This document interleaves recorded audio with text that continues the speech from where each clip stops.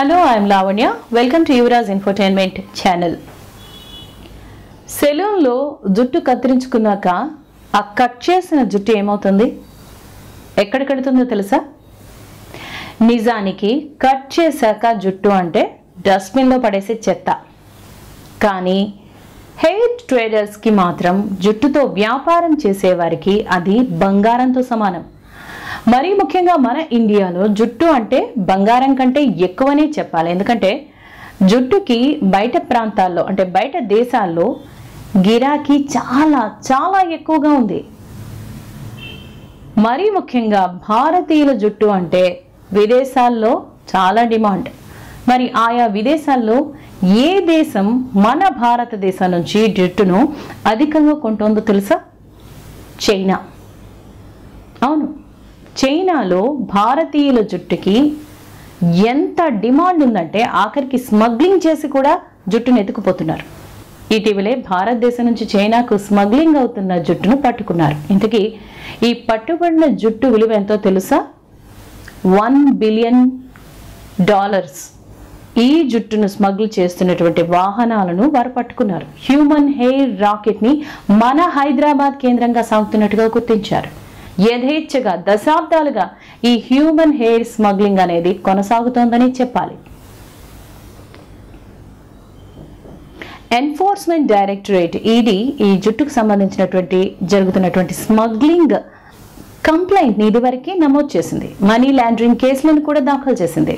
తప్పుడు ధ్రువపత్రాలు, బినామీ import export కోడ్లను వినియోగించి నైలా ఫ్యామిలీ ఎక్స్పోర్ట్ లిమిటెడ్ కి చెందిన 16 మంది నిందితులపై ప్రివెన్షన్ ఆఫ్ మనీ లాండరింగ్ కింద అభియోగాలు కూడా మోపింది. ఇంత పెద్ద ఎత్తున మనుషుల తల వెంట్రుకలను దేశ విదేశాలకు స్మగ్లింగ్ చేయడం చూసి అధికారులే ఆశ్చర్యపోయారు. ఎట్టకేలకు దీనికి సంబంధించినటువంటి ర్యాకెట్ ని పట్టుకున్నారు. చట్ట విరుద్ధంగా హ్యూమన్ హెయిర్ ని మన దేశం నుంచి విదేశాలకు తరలిస్తున్నట్టుగా ఆధారాలతో తేలింది. నిజానికి హెయిర్ సెలూన్స్ లో కట్ చేసిన జుట్టు అంటే మీకు వేస్ట్ అనిపిస్తుంది, కానీ దాని విలువ మాత్రం చాలా చాలా ఎక్కువగానే ఉంటుంది. అందుకు నిదర్శనం $1 బిలియన్ విలువైనటువంటి జుట్టు పెద్ద ఎత్తున ఒక్కసారిగా పట్టుబడటమే. తిరుపతిలో తలనీలాలను సమర్పిస్తారు. మరి ఆ వేలాది టన్నుల జుట్టు కమర్షియల్ గా వివిధ ప్రోడక్ట్స్ తయారీలో ఉపయోగిస్తూ ఉంటారు. మన భారతదేశంలో ఉన్నటువంటి జుట్టును వరుసగా చైనా ఎక్కువగా దిగుమతి చేసుకుంటుంటే రెండవ స్థానంలో బంగ్లాదేశ్, తర్వాతి స్థానాల్లో మయన్మార్, వియత్నాం వంటి దేశాలు ఈ వరుసలో ఉన్నాయి. నిజానికి భారతదేశమే ప్రపంచంలోని దాదాపు 80% హెయిర్ అవసరాలకు సరిపడా జుట్టును సప్లై చేస్తోంది. సరే, కానీ చైనా దేశం జుట్టును స్మగ్లింగ్ చేసి మరీ ఎత్తుకుపోవడం ఏంటి?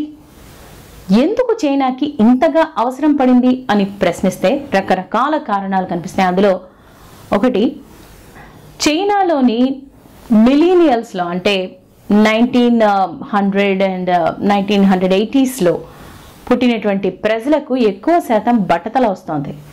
దారుణంగా చైనీయులకు జుట్టు రాలిపోతుంది. అది కూడా చాలా యంగ్ ఏజ్లోనే జుట్టు ఊడిపోతుంది. 2020వ సంవత్సరంలో అయితే ఏకంగా 250 మిలియన్ల చైనీయులు ఈ హెయిర్ లాస్ సమస్యతో బాధపడినట్లుగా లెక్కలు తెలుపుతున్నాయి. అందులో 20 సంవత్సరాల నుంచి 40 సంవత్సరాల ఏజ్ గ్రూప్లో ఉన్న వారిలో ఈ తరహా హెయిర్ లాస్ అనేది చాలా ఎక్కువగా ఉంటున్నట్లుగా సర్వేలో తేలింది.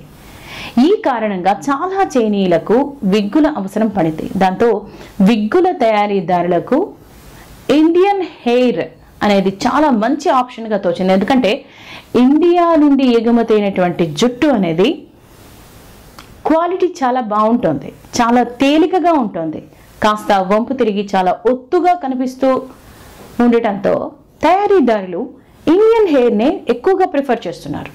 హెయిర్ తాలూకా క్యూటికల్స్ నుంచి చివరి వరకు చాలా నాణ్యతతో ఇండియన్ హెయిర్ ఉండటంతో భారతదేశం నుంచి ఎగుమతి అయ్యే జుట్టుకు విపరీతమైన డిమాండ్ ఏర్పడింది. మన భారతదేశంలో ఆధ్యాత్మిక కార్యక్రమాల్లో భాగంగా చాలా వరకు తలనీలాలను సమర్పించుకుంటూ ఉంటారు. ముఖ్యంగా తలనీలాల స్వామిగా పేరుగాంచిన తిరుపతి వెంకటేశ్వర స్వామి వారికి అయితే ప్రతి ఏడాది 600 నుంచి 800 టన్నుల జుట్టును భక్తులు సమర్పించుకుంటూ ఉంటారు. ఈ జుట్టు అమ్మడం ద్వారా దాదాపుగా 140 కోట్ల రూపాయల ఆదాయం వస్తూ ఉంటుంది. దాదాపు 140 కోట్ల రూపాయల ఆదాయం వస్తూ ఉంటుంది ఆయా దేవస్థానాలకి. ప్రతి వ్యాపారంలోనూ ఉన్నట్లే ఈ జుట్టు వ్యాపారంలో కూడా సప్లై డిమాండ్ ప్రాబ్లమ్స్ అనేవి ఉంటూనే ఉంటాయి.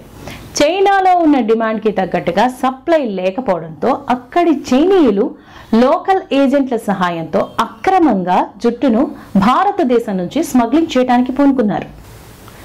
ఇలా ఇండియాలో లోకల్స్తో చైనాకి జుట్టు సప్లై చేయటం వల్ల ఎక్స్పోర్ట్ ట్యాక్స్ అనేది లేకుండానే చైనాకి ఈ జుట్టు చేరుతోంది. ఈ వ్యవహారాల వల్ల భారతదేశ ఆదాయానికి భారీగా గండి పడుతోంది. అందుకే ఈ విషయంలో భారత అధికారులు చాలా అప్రమత్తంగా ఉన్నారు. భారతదేశంలో స్వాతంత్ర్యాని కంటే ముందు నుంచే ఈ వెంట్రుకల వ్యాపారం జరుగుతూ వస్తోంది. భారతీయ మహిళల జుట్టు ప్రపంచవ్యాప్తంగా చాలా మంది ఈ జుట్టుకి ఫ్యాన్స్ ఉన్నారు. ఎందుకంటే మన వాళ్ళ జుట్టు చాలా పొడుగ్గా ఉంటుంది, నల్లగా మెరుస్తూ ఉంటుంది. అందుకే వీటికి అధిక ధర లభిస్తుంది. రంగు వేయని జుట్టు అయితే మార్కెట్లో మంచి రేటు పలుకుతోంది. బాగా పొడవుగా ఉండి నిగనిగలాడే దృఢమైన జుట్టుకు కిలోకు 50,000 రూపాయల వరకు చెల్లిస్తూ ఉన్నారు. ఆసియాలోని China, Malaysia, Thailand, Bangladesh, Sri Lanka, మాల్దీవులు, మయన్మార్ దేశాలకు వీటిని పంపిస్తారు. అమెరికా, యూరప్ లాంటి దేశాలు కూడా భారత్ నుంచే వెంట్రుకలను కొనుగోలు చేస్తాయి. మీకు ఈ ఎపిసోడ్ నచ్చితే మీ ఫ్రెండ్స్కి చెప్పండి. యువరాజ్ ఇన్ఫోటైన్మెంట్ ఛానల్ని సబ్స్క్రైబ్ చేయండి, లైక్ చేయండి, షేర్ చేయండి. And thank you for watching.